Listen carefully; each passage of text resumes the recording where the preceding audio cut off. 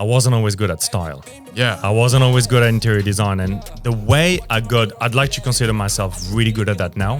I think my skills in terms of interior design and like everything is very, very good. Yeah. How I got good is just...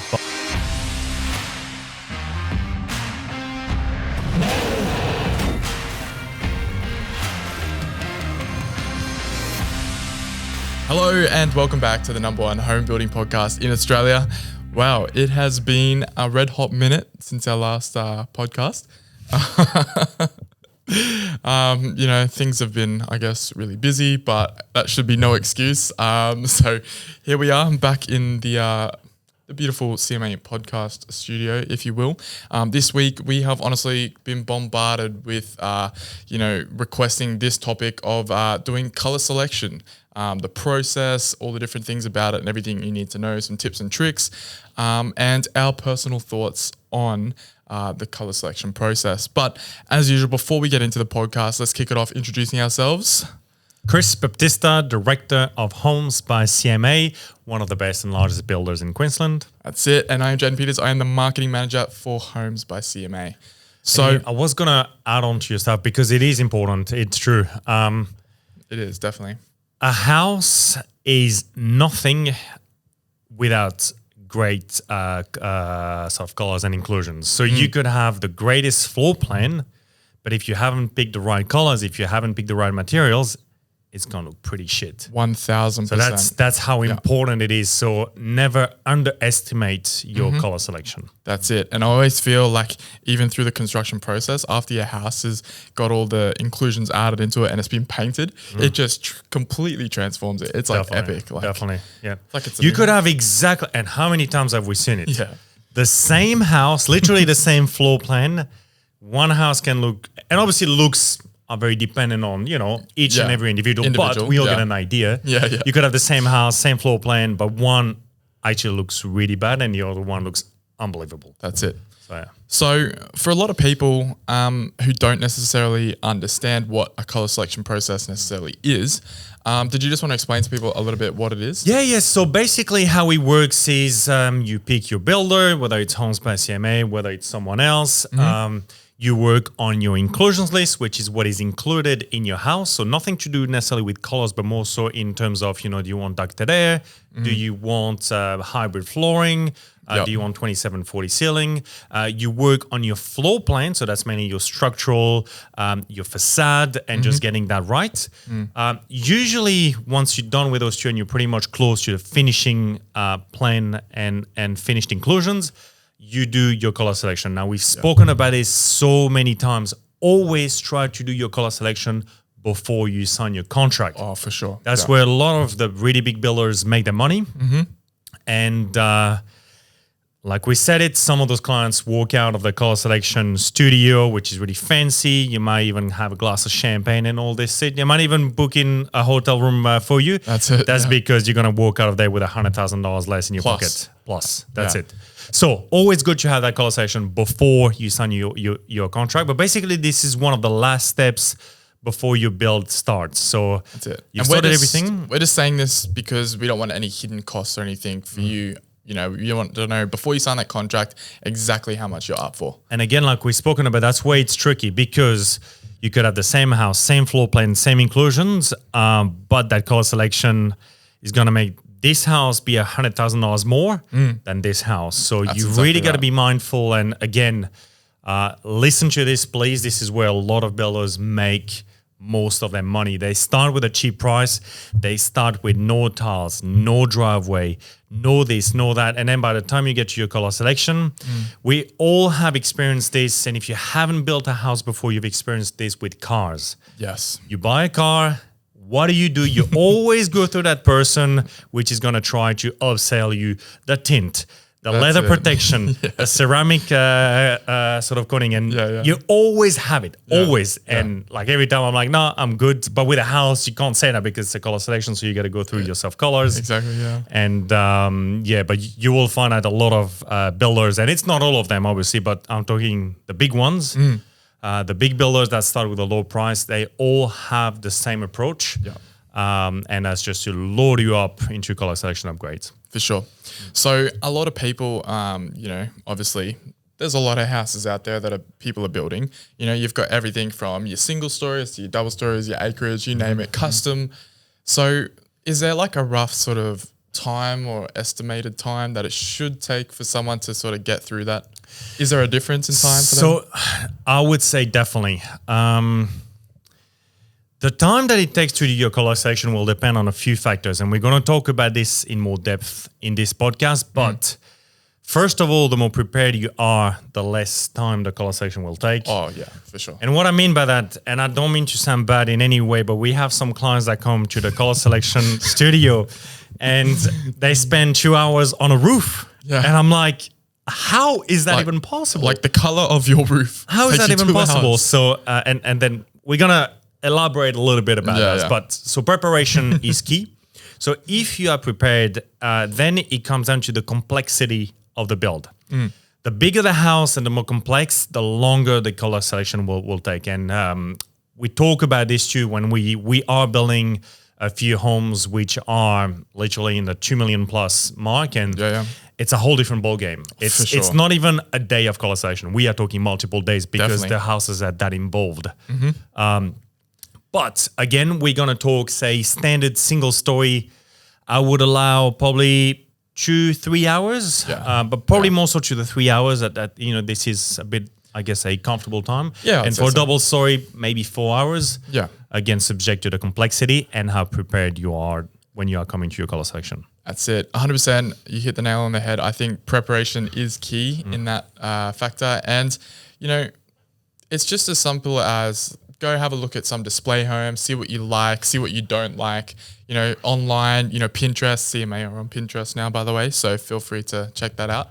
But check on Pinterest and things like that. Online, YouTube, some walkthroughs of like different homes and stuff like that. Follow us on Instagram for that. Instagram as well, exactly. Prime example. There's loads of resources out there to try and assist you with this. So when it comes time for color selection, you've actually got a good idea of, hey, okay, well, we seem to be liking the Hampton style or this or that or whatever. And I'm going to go a little bit further than that. And what I'm going to say might not please people, maybe. I don't know, but I'm not necessarily here to please people. I'm here to tell them the truth and how I feel your colors and your house will come up as good as it can be. And that's what's most important, 100%. No matter what builder you pick, you want your house to be as good as it can be. Yeah. My personal opinion and how I think a color selection will run as smooth and as good as possible is if you come to your color selection knowing what colors you're going to pick. Yeah, definitely. I know a lot of people might think, well, that doesn't make sense because I'm here to just find out what colors I'm going to pick.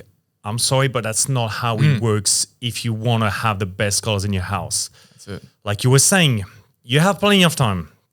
So as soon as you start thinking of building a house, you should get hunting. Yeah. You should follow those builders on Instagram. You should Pinterest, YouTube, visit everything their you can. showroom.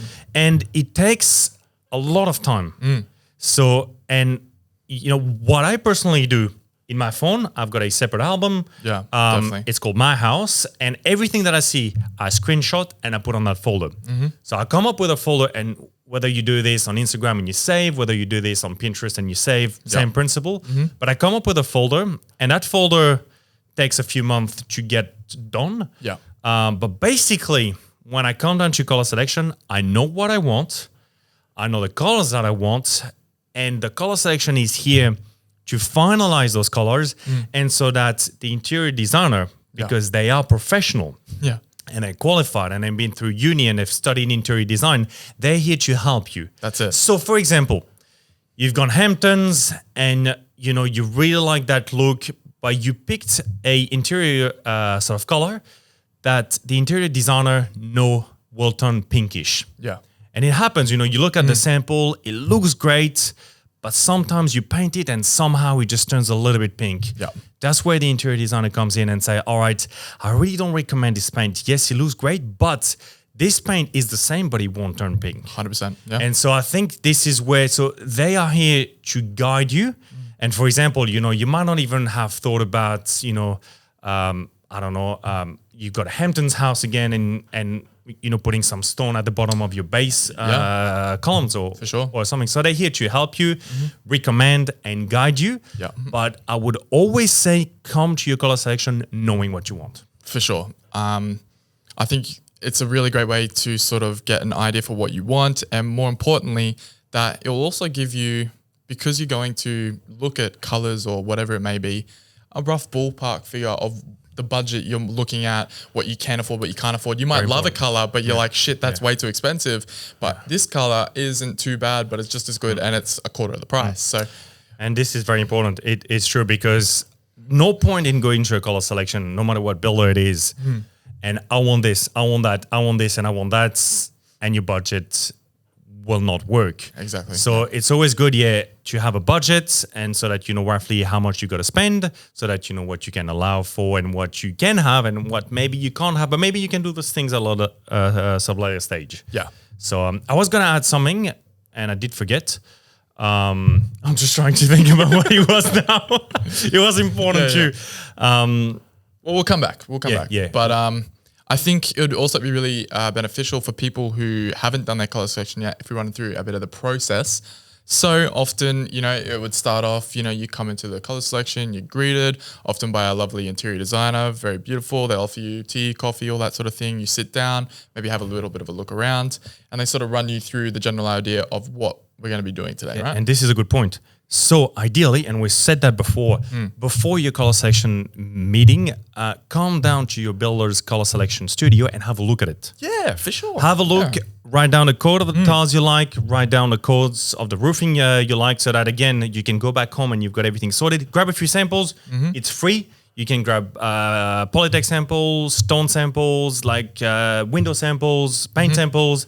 Go back home, spread on your bench, have a look at your inspiration, and so that when you come into your color selection, you are ready. Yeah. The point that I was going to say that I remembered now, and because it's a very important point. Now, I'm trying to think how to say this, but some builders, we all have stuff, I guess, and some may not be great. So you could build with a really good builder, but for some reason, they've got a new interior designer and she's not that great. What happens is you're going to put all your color selection and rely on that person to make the decisions for your house, which you spend maybe $400,000 or $500,000. Yeah. And that's why I say preparation is key, because you do not want to have to rely on that person. For sure. For example, at CMA, we have great interior designers, but it doesn't mean that some other builder might have good interior designers. So you don't want to rely on them to make the decisions for you. So do a little bit of research before you come down to your color selection. 100%. And like you said, though, that 9 out of 10 times, they'll actually be able to help and they'll be able to provide you with everything you need. But yeah, at least if you know your shit. Exactly. That, Exactly. Yeah. And plus, I feel like it's just extra rewarding when you get to walk into your own house. You're like, hey, I chose these colors. This is our design. This is this and that. And you're like, wow, like we did this. Satisfaction is next level. Yeah. When you've picked your colors, and I guess it's a bit of a surprise every time you walk up to your house. It's like, oh, it's painted. Is it going to look good? Like when we walk up to yours, I was like, oh, that paint just looks so good. Right. It was like, but yeah, sometimes you see the paint and it's quite interesting because you don't see it until it's actually on the wall. So yeah, really, really cool. And that's why I love what I do, because it's just so satisfying to come up with a plan, come up with the colors and just build it. I just find it so satisfying. Yeah. It's so good. Yeah. Awesome. So the process. I've sat down, you run me through everything. So what are the things that you will do in your color selection? So basically, the color selection is here for colors, which obviously that's what it's called. So what are we talking? Let's go. Selection. All right. So we got like facade colors, roof colors, gutter colors, fascia colors. So you got all the exteriors. So depending on the builder, again, they might start with the exterior, they might start with the interior. For example, we start with the exterior. So you're going to start with your roof color, your gutter, your fascia, your windows, your render, your bagging, your bricks if you have face bricks, your garage door, screens. So you come up with all the exterior colors, and it's very detailed. Every single sort of item in your house needs to have a color that's associated with it. For sure.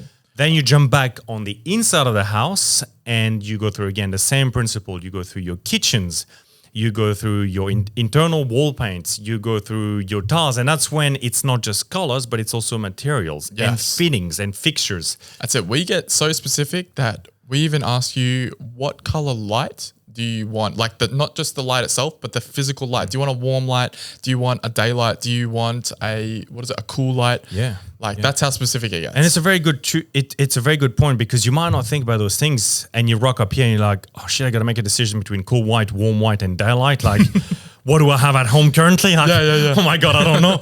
But what you could do is always ask the interior designer for the template of the color selection. Oh, for sure. So that you know exactly the colors you have to pick, so that you don't have to stress. A color selection should be fun. From memory, they'll actually, well, ours, I know, send They're through pre-sent. a little bit of a Yeah, pre-send thing. With So have a everything. look at that, so that you know what to expect. You can have a look at the downlight colors, so that you can have a look at what you got at your house and think, oh, this is what I want. Yeah. So that when you come here, you can just chill and enjoy your color selection. Awesome. So what are some other things that they would also have to choose So the yeah, color of? materials and fixtures. So for example, tapware, very important. You might come up to the showroom, for example, at CMA. We have some very cool ABI tapware, and you might be like, well, this is really what I want because it's going to suit my house. So you may have to choose tapware, not just a tapware type, but a tapware color. That's it. So I like the ABI wall-mounted taps, and I want it in brushed brass. So fixtures like basin, tapware, all those things are things that you have to choose at your color selection. You can Flooring. pre-choose them, but ideally at your color selection. For flooring, ideally always good to have a chat with your color section, with your sales consultant before. That's it. But yeah, hybrid, vinyl, carpet, tiles, so many tiles Right. that are It's just- available it's that just where do you is start? next There's so level. much, yeah. And we've said it before, try to avoid the 450 by 450 non-rectified tiles that most builders offer. It's not 1950s anymore. It's 2021. You want a 600 by 600 rectified edge tile. Definitely. So yeah, there's fixtures, fittings, materials. We got things like blinds. What color do you want your blinds? What color do you want your screens? What color do you want your wardrobe doors and stuff like that? Wardrobe doors, whether it's mirror, vinyl, glass, the color of the frame. It could be Matte black, it could yeah. be chrome, it could be white. There's just so many things to look and think about. And every of those elements are gonna build your house. So again, think of that color. It's very, very important. Yeah. This is what's gonna make your house look good. Definitely. As opposed to a house that's normal. And as home builders, we always love it when we go through a handover and the house is so nice. It's just so satisfying, and it's that's why we always want to build really good houses. Definitely. So at the same time that we want to build good houses, we need clients' help to come up with a preparation so just that their most they know what they epic like. houses. Yeah. That's exactly right. Yeah, it. yeah. Okay, so we've talked a lot about what they do, and there are actually quite a few things that you don't cover in your color selection. Now, in terms of things like, let's say, if someone's got landscaping included in their package, your driveway is generally included in terms of color selection. What color you would want for your driveway, but what are some things that aren't? So the color selection appointment is, like the name says, a color selection appointment. So you really have to think of it that they are not here to talk about structural changes to your house. Yeah, it's not the time for upgrades. It's not the time to add a balcony to your front master bedroom because And yes, it happens. because you think it's cool. It's not the time to make a single-story house a two-story house. You just got to think, if you've got those things that you really need to do, you got to sort them out before you come up to your color selection. Definitely. Like I said, when you come up to your color selection, your plan should be as close as possible to being finalized. So yeah, avoid structural items, avoid any major facade change. I understand, for example, if maybe you have Hamptons and you're adding colonial bars to the windows, this is a color selection item. But if you are going to change, for example, from a really small sliding door to a massive stacker door, this is not a color selection item. So same applies to the electrical, same applies to all the things. Have a look at that before you come to the color section. Because usually that falls back to the sales consultant. Awesome. Another thing to keep in mind as well is when you're building in these new estates, a lot of these estates will have covenants. Unfortunately. Unfortunately, yeah. Or fortunately, I don't even know anymore. Yeah. So, for example, for me, we needed to meet a certain criteria for our facade and everything about our home, really, to ensure that it's met to the criteria. So, things like you need up to 3 different types of materials in your facade. You need like 5 plants, like all this other bullshit. But anyway, can you talk a little bit about the covenant side and what to keep in mind? It's very important. If you are building in a new estate, you can't build what you want to build.